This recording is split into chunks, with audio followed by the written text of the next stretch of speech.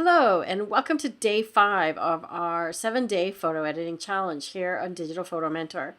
You've almost made it to the end of the week and have something really exciting for you today.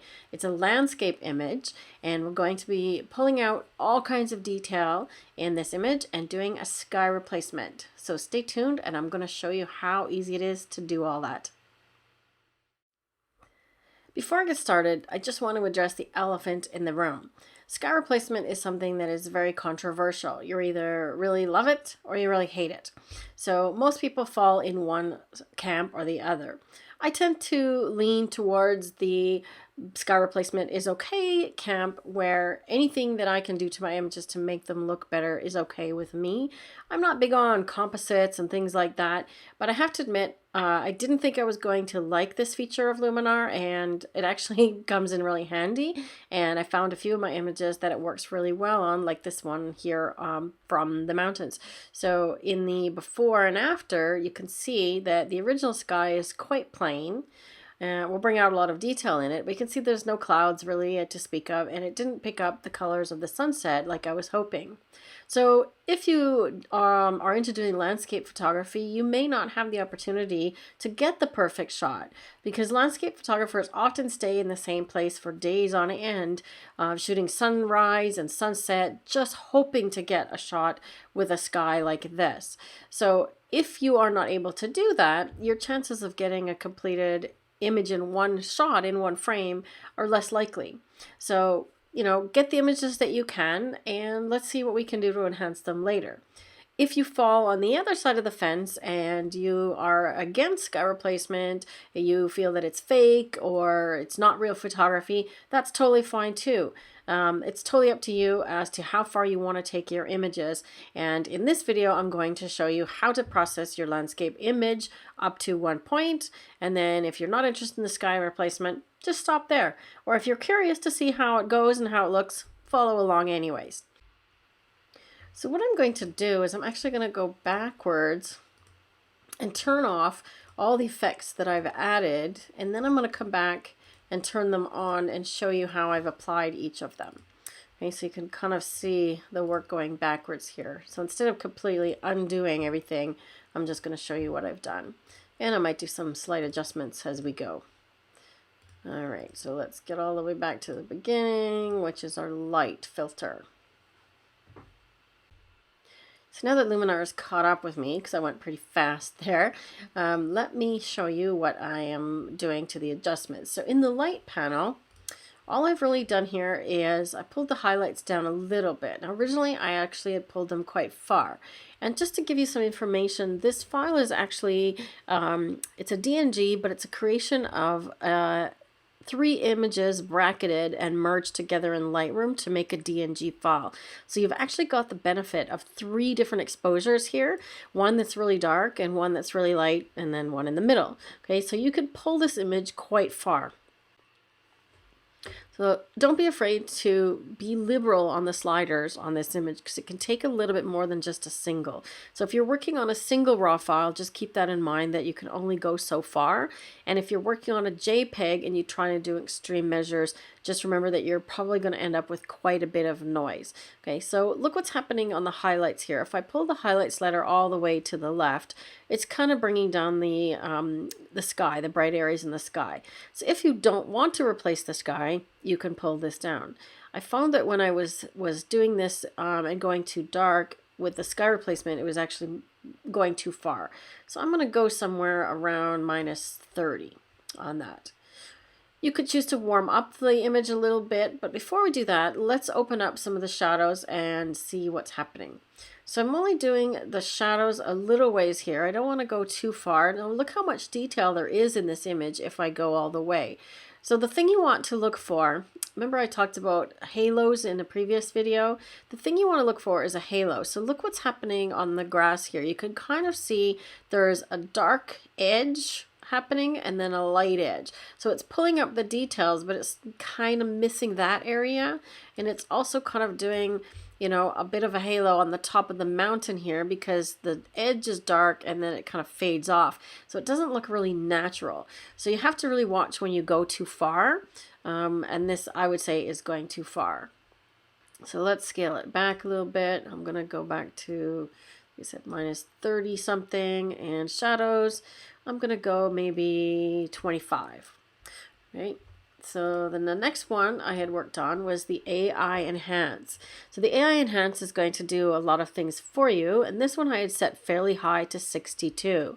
So let's see what it does going all the way to 100.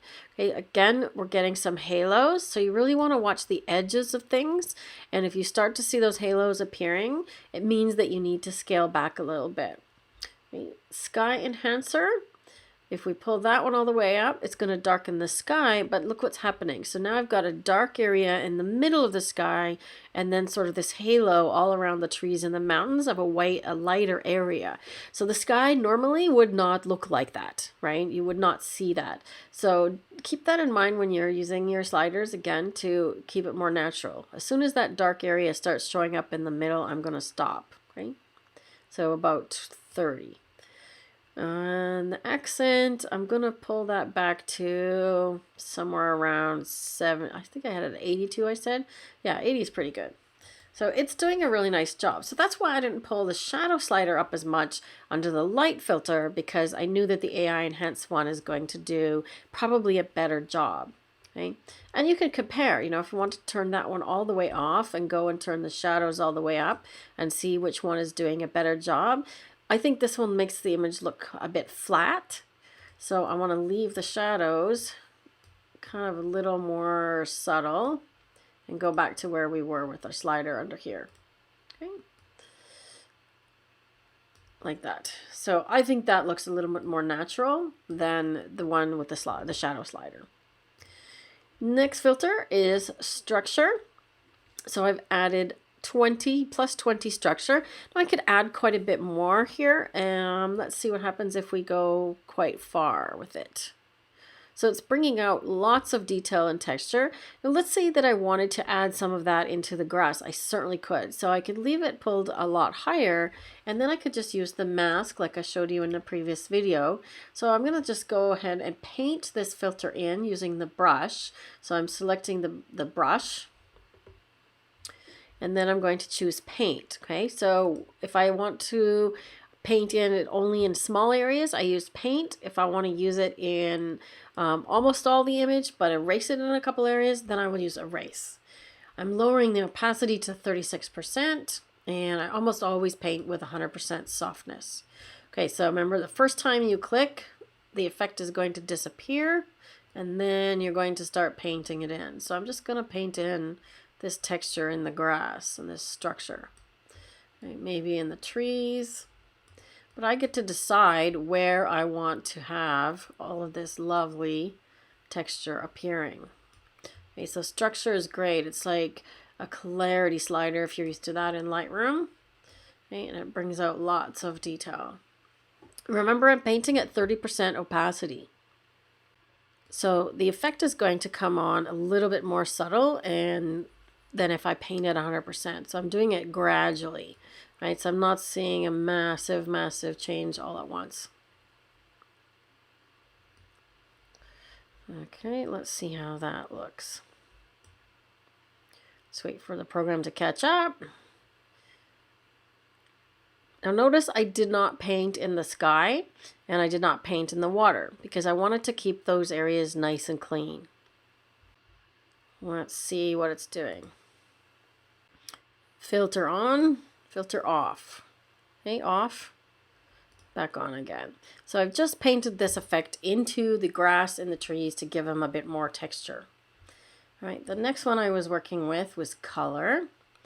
And all I did here was dial the saturation down a little bit.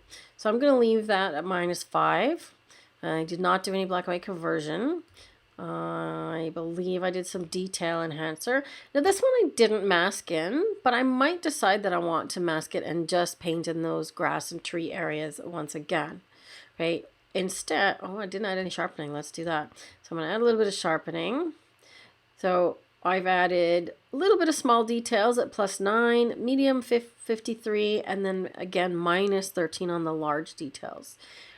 Let's see what happens if we add a luminosity mask. So luminosity mask is going to find the lights and the darks in your image and mask based on those. Okay, so it takes a minute to apply. So I'm going to hit apply and then I'll be back once the mask is applied to the filter.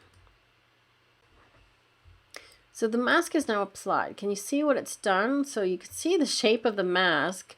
The light area is the sky, and then the dark areas on the mask are the trees. So let's have a look at what it's doing. Let's do a little closer up view here. Because what I'm looking for is it applying in these dark areas that I want it to apply in the most, or is it doing the opposite? Okay, so it's doing the opposite of what I want it to do. It's applying in the sky. Okay, but that's not a problem. And if you can't remember which goes where, remember I painted in on the trees here. So where I painted, it shows white on the mask. So wherever the lighter areas are on the mask, that's where it's applying. So I don't want it to apply in the sky and the water. I want the inverse. Okay, so I'm going to right click on this and just choose invert. So it's going to flip the mask so that it's applying on the trees now. Okay, that looks better. Filter off and then filter on. Okay, so you can see it's brought out the sharpness in the grass. The next one is, I'm going to skip denoise because I shot this at a fairly low ISO and I'm not bringing out a lot of noise, but you could add some denoise if you want, if your image has noise. The next one I'm using is the landscape enhancer. Okay, so on this one, I've actually dialed up the foliage, can't speak English, the foliage enhancer. Okay, so that's bringing out the greens and the grass and the trees. And something called golden hour. So it's adding a golden glow. There you can see it magically up here. It's adding this golden glow across the whole image. Okay, so as you just saw it appear, it's brought out the colors in the sky and it's really punched up the colors in the grass. So that's why I dialed down the saturation back here in the color filter to -5, because I didn't want the colors going too far, and I might even bring it down to -8. So I love what it's doing to the grass and it's enhancing the foliage, but I didn't want the colors to go too crazy. You can go really too far with this one really easily, so be very careful of overdoing this one. Okay, you can also adjust the hue or the tint of the foliage. So if you want to make it look like fall, you can just dial in some orange, just simple as that. Okay, so if you shot a scene and it's not orange enough for you, you can just dial it right in yourself. There we go, fall. Okay, so I didn't like the green that was there. It was sort of too bluish looking, so I just dialed it up a little more on the yellow side, something like that. But remember, I'm going to keep it a little more on the subtle side. I don't want neon grass. So let's keep it down around 30. All right, now the next one I'm going to apply, I'm going to come back to the creative one, is the advanced contrast. Okay, so advanced contrast does some really cool things. You can affect the contrast of the highlights, the midtones, and the shadows separately, and then by using the balance slider below it, adjust how it applies. Okay, so let's play with highlight contrast, for example. So if I dial highlight contrast up pretty high, it's going to affect the sky area the most, right? Because it's got the brightest areas. So look at what that's doing in the sky. It's done quite a nice thing. It's given it really a purple kind of hue. But as I change the balance from the left to the right, you see what it's doing? Oh, that's kind of nice.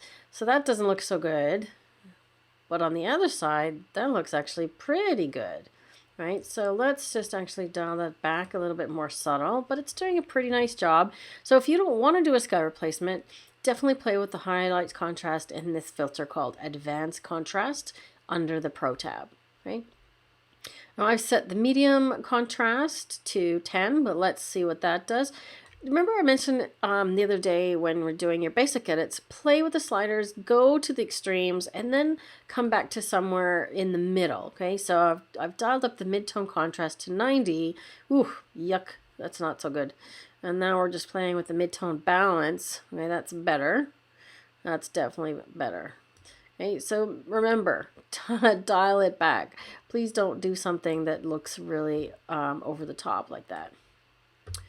All right, last one. I don't think I'm going to play too much with the shadow contrast because I'm pretty happy with that one. The last one that I applied was, actually I think I applied two more, was the adjustable gradient. And what that does is it applies a darkening filter to the top or the bottom, right? You can actually apply something different. So the bottom I've got at -23, and the top I've brought the highlights way down, which is affecting that sky. Okay, so let's see what happens if I turn that off again. See, it's bright, it's darkening the sky, and it's also darkening the grass a little bit. So that's doing a really nice job. So if we don't want to do any sky replacement, we're getting to the getting close to being done here. Right, and dodge and burn. I think I did do some dodging and burning. No, I did not. Okay, so dodging and burning, if you want to do some selective tone control, this is the one that you want to use. So for example, if there's something in your image that's overly too bright, or you want to bring out some texture, you want to use the dodge and burn filter. So you just click start painting, and it's going to give you a choice up here to lighten or darken. So it's pretty straightforward. And remember, you want to set your strength very low. For this one, you want to set it to around 15%, because I find if you do anything higher, I'll show you what happens. Okay, so let's say I want to lighten. Let's say I want to bring out this tree over here. Okay, so I'm just going to do one quick pass over this tree. That's it. Okay, but if you're going at 50%, it's going to come in too bright. Okay, see what I mean? Okay, now the tree is just glowing. So I'm going to undo that. And I'm going to dial it down to around 15% strength. So I'm going to paint at a very low opacity. And I want to just do certain areas. So I just want to highlight that tree a little bit, maybe this one. And I want to lighten the edge of this grass a little bit that's sort of picked up a halo. And I'm just going to pick up a couple of tufts of grass here and there. Okay, so I'm just actually picking up the highlights that already exist and lightening them a little bit. Maybe highlight the bridge a tiny little bit, and a little bit of this top of this tree that's gotten a little dark. All right, that's it. Now if I want to darken anything, so darken is, in old terms, if you're used to dodging and burning, this would be the burning. Okay, so again, I'm going to go to 15 or so percent. Keep it subtle. And where I might burn is this lower part of this tree. You can see my dodging is still catching up there. It's appearing magically. Let's wait for it. So I'm going to darken the bottom of this tree because it kind of went wonky on me. I'm happy with that. So I'm going to click done and apply my dodging and burning. So let's see what I have done with that filter. There it is off. And back on again. So you can see I really sort of lightened up almost like a little trail on the grass here, right? So you get to decide how you dodge and burn. Photo filter is great if you want to add a little bit more orange overall. And I'm going to leave that one. So that's all I had done in this panel. Now the only other ones that I'm going to use, I could potentially use some glow and add some glow around the sun on the horizon. We could potentially add a Sunray filter. Now this is another one that you absolutely want to use sparingly, okay? You don't want to go crazy with this one, and you don't want to apply it on every single image and make it super bright. So go real easy on this one. Now I've applied a mask on the sun rays filter, so it wasn't showing the rays up at the top. So let me just undo this. I'm going to clear it. And actually, when I invert it, because I want it to show. So there's my sun. So that's how the filter applied, and I had put the mask on to have it not go up into the sky, because I didn't want the sun rays blasting up into the sky. I just wanted them to look like they're hitting the grass. Okay, so then it sort of fits in with the look that I did with the painting, with the dodging and the burning. Okay, so you can just play with the tool. You can randomize it. That looks kind of cool where it looks like it's hitting the grass.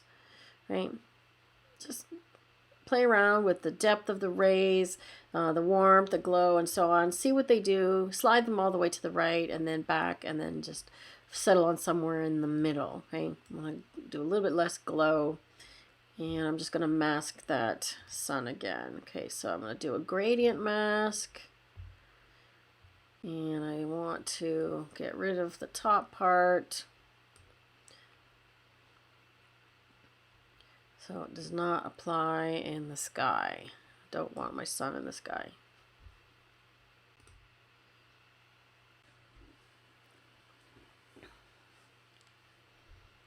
So there's my masked sun rays. So the sun only comes down and it doesn't go up now. Okay. And now that I've done all that, I'm going to go back to color again and dial my saturation down a little bit more. And dial this enhancer down a little bit because it's gone a little bit too colorful for me. So I'm really trying to keep the colors of the greens, especially a bit more natural looking. So let's take a look at the before and after right from the beginning. Okay, so this image was really contrasty, but there's a lot of information there because it's a bracketed HDR file, remember, okay? And if you're not using Lightroom and you want to do bracketed images and combine them, Aurora HDR by Skylum is a great option as well. And you don't even need to use Luminar, but they do work well together. Okay? So if you want to do HDR and you don't have Lightroom or Photoshop, you can try Aurora. So finally, we're going to do the sky replacement. So if you're not into sky replacement, you can stop here and we'll see you in the next video tomorrow on day 6. Or if you're curious, hang around and just see what I'm going to do here, okay? And then you decide if it's for you or not. So first thing I'm going to do is turn it on. And once it appears, I'm going to basically remove it, and I'll show you how easy it is to add it. So it's as simple as choosing which sky you want, and it pops it in for you. So there it is. Okay, so now that I've done that, my sun rays look a little bit too extreme, so I'm going to just dial those down a little bit too. Okay, so see, it's that dance between I do one adjustment and then sometimes I have to go back and not correct, but just amend another one so that they fit together, right? So this is an image that I have added from a sky pack made by my friend Matt Seuss. So the idea with the sky replacement, like I said, is to use your own skies. These are the ones that come built in with Luminar, and you can try one of those out to get started. Okay, I'll give you a couple of sky images for this set for today, and if you want, I will give you a link to check out Matt's. He's got 400 sky images in his pack, and I've got the whole pack, and there's tons of variety, lots of different colors and arrangements of how the light is appearing, because the biggest thing with the sky replacement is you need to have it match the scene correctly. So look at the water. Okay, the sky itself here was very orange at the horizon and then very blue up at the top. So I wanted something that matched. So this image that was in his set is actually number 1, the first one, and it matched really, really well. Okay, so you could do things like flip the sky if it's not the right way. Like if you want the light coming from the left versus the right, you can just do a flip. You can defocus the sky. So if your background is actually out of focus, I'll show you what that looks like. Let's just give that a go. You can actually defocus the sky. Okay, see what that looks like? I mean, that's a little silly on this image, but if it matches your shot and you have a background where the background's far away and it's out of focus, you can actually make it match really, really well. You can change the temperature of the sky, so you can warm it up a whole bunch, or you can cool it down a whole bunch. So again, trying to match it. So now we got the sky is on fire, right? Versus let's go to the left, right? Now it's really blue. Okay, that's actually not bad as well. So let's go -30 and see what happens to get a little bit more of that purple to match what's happening in the water. See if we can match it well. Okay, so the idea is to match the new sky with the old scene. So the lighting direction has to be the same. If the light is coming from down low, you want a sky image where the light's down low. If the light is coming from one side or the other, you need to match that. I'm going to go back to sky temperature 0. I kind of liked it the way it was. So again, you get to play around, and it gives you lots of choices here. It's got horizon blending, so play around with them and see what they do. I find that for the most part, look at this image. I mean, it's pretty complex, right? Like there's a lot of stuff to mask around, and it's done an awesome job of getting around the tree and everything else. Okay, so this one is a particularly hard image, and it's done a good job. So I find that the settings that are sort of the default do a pretty good job. But if you have some gaps between things, you can try the close gap slider. You can try sky local, and that goes around areas a little better. Sky global sort of is how it applies, across the whole thing, comes down. Horizon literally just moves the horizon up and down. So if you want to sort of stretch the sky down, like if I didn't like where it was positioned, I could move the horizon down and see what that does. Okay, so now it's totally changed the look. That's actually nice too, right? So now I've got less of the orange and more of the blue. So let's just see where that's going to fall. So now I might actually just go with that because it looks pretty good. So see what happens when you play around with things. Sometimes you have a happy accident, because that wasn't my intention originally. I kind of liked the sky fully orange like that. But now that I pull it down, I kind of like it pulled down. I like it a little more purple than the orange. That's pretty cool. So I like that. All right, now the other problem is if you have a shot like this where you've got a reflection, okay? Sometimes if you're shooting it in nature, obviously the sky is going to be reflected in the water, but it's not here. So this is part of the thing that makes it look not real. Like somebody's going to look at this and they might not pick up right away that the sky has been replaced or that it looks fake, but something to them will just seem off, okay? And that is the fact that it is not in the water. So guess what? We can do that. If you have used your own image, right? You can't do it if you're using the Luminar ones that are built in because you don't have the image files.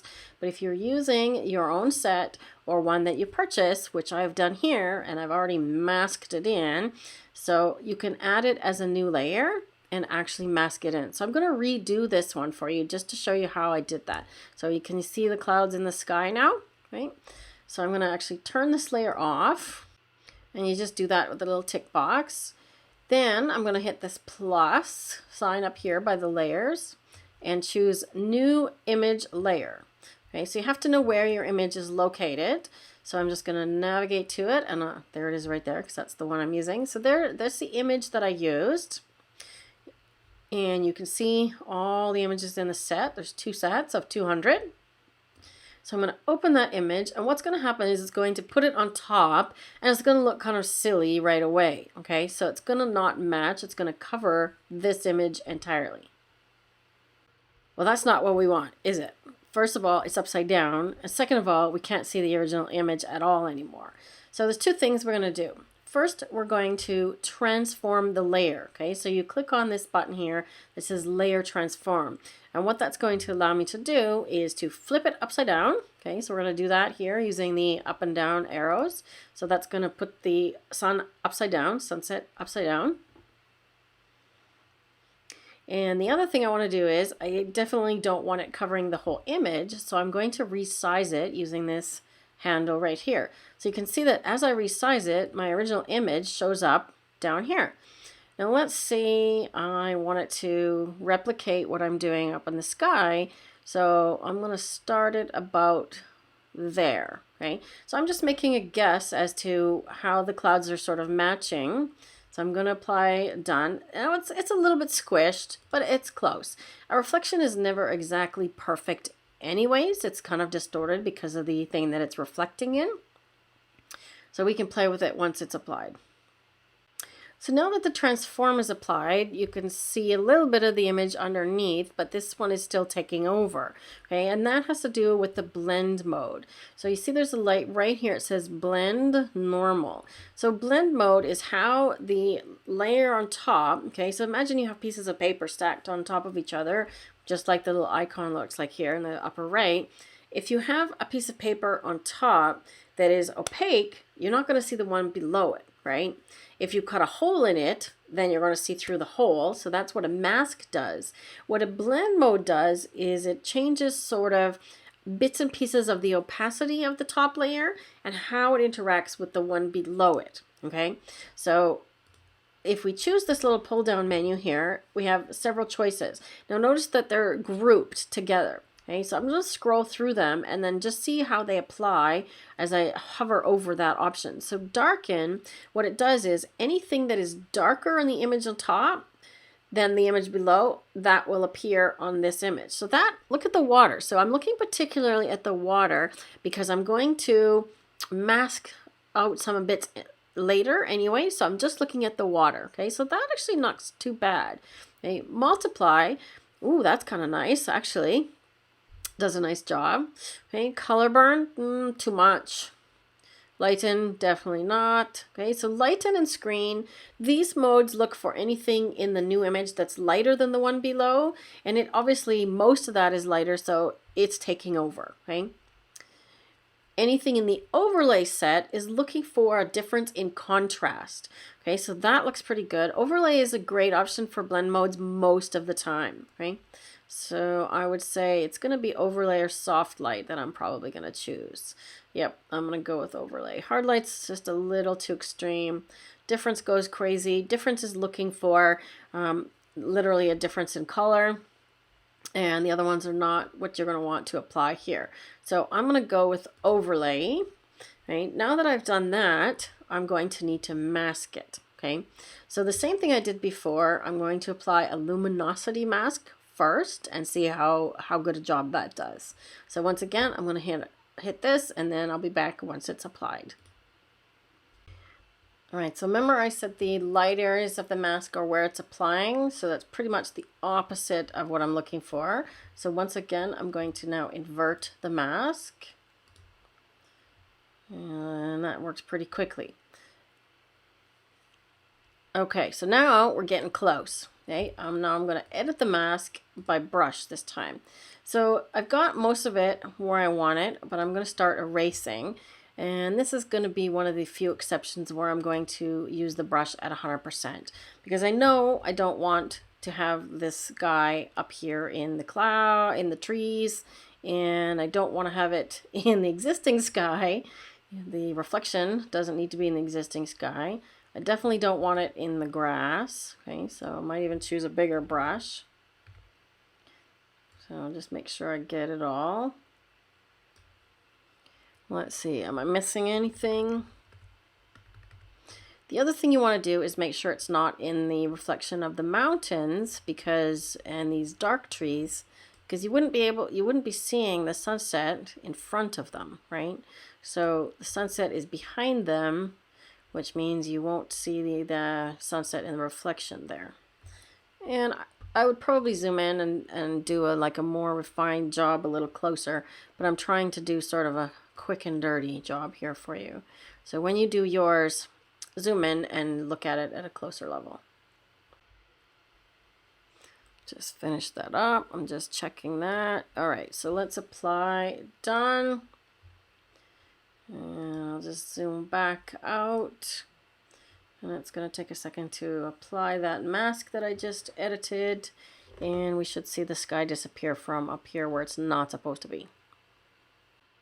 So one thing I'm going to go back and check, I'm going to go back into the mask because I've lost sort of the clouds and the water here. And I'm going to just make sure that it is actually applying in the water. So I'm going to paint instead of erase. And let's just check to make sure that the clouds are. See, we were missing them. I'll just paint those guys back in. Go a little smaller brush here. There we go. So that might have been a quicker way for me to do that than trying to undo from the other part. That's a little better. There we go. Let's just check over here too.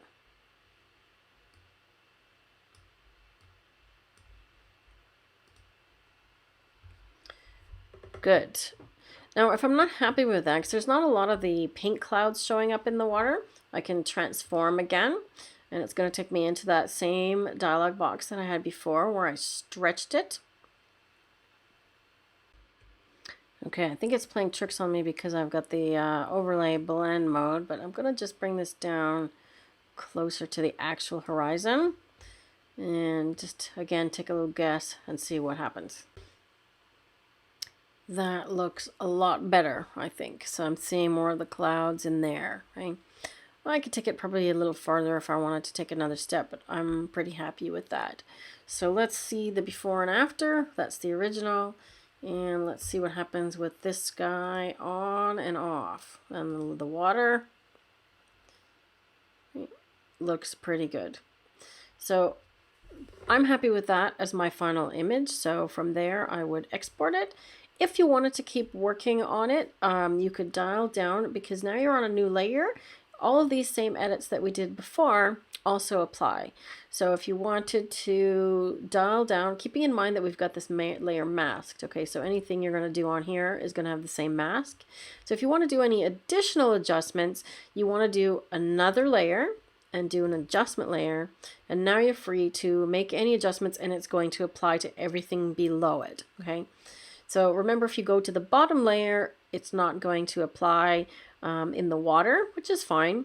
And if you edit the sky layer, the reflection layer, it's not going to apply everywhere because we've got it masked. Okay, so you just have to be really conscious of where you're editing. Take a look at your layer and if it's got a mask or a blend mode applied to it as well. So let's say I want to dial that color contrast or that color saturation down just a tiny little bit. And I'm just going to bring the pink's saturation down a little bit. Let's see what happens if I dial it all the way. If you're not sure what color it's affecting, just take the slider all the way and you'll see what it's doing. Man, that's pretty wacky. I think it's probably red. I'm looking for, that's it. Okay, so I'm going to dial the saturation of the red down just a tiny little bit. So now it's gone really sort of pink on me.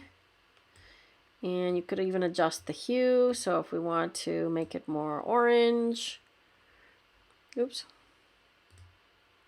If we want to make it more orange, or we want to make it more pink. Okay, so you can really control the look of the colors, dial them up, dial them down. If the blues are getting a little too purple, we could dial those up into the little more blue area as well, and maybe even a little less saturation in that area. Okay. So I don't want to go crazy with the saturation. I'm really, you notice I'm dialing it down and not up, right?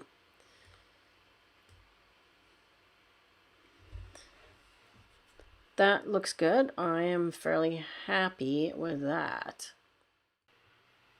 So there's my final image. Let's take another look at the before and after because it's pretty dramatic. So the before image had almost no detail in the landscape itself, in the trees and the grass, and the sky was pretty almost blown out. And now we've got detail everywhere and heaps of color, right? Keep in mind that this was from an original 3-image combined HDR DNG file, so you may not get the same results if you try this with a single raw file of your own, and you'll have less information to play with if you're working with JPEGs, right? But you could pull a lot of information out of a single raw file, so don't be shy. Try these techniques on your own images as well as this one, and give the sky replacement a shot. Even try the reflection, okay? Don't be shy, don't be shy, give it a try. Sorry, bad rhyming. So that's it for today's lesson on landscape photography. I'll be back with the next video on day 6, and we're going to talk about texture overlays, and we'll use a floral image as an example.